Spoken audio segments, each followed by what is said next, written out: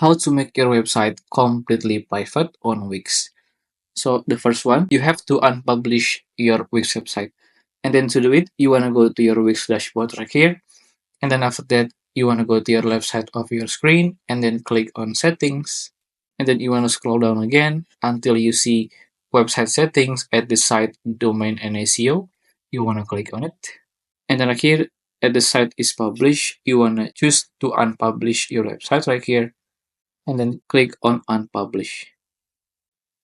And that's it. So right now, when somebody or anybody visit your link or your website, this will be their view.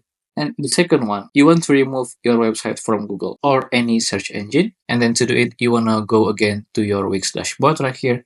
And then again, you want to go to settings and you scroll down again until site domain and SEO.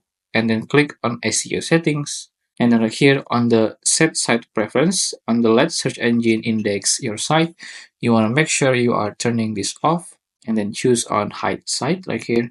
This way, your website will not be on Google search or any other engine, but keep in mind that people can still visit your website when they have your link, and it may take a few times to make your website completely gone on search engine.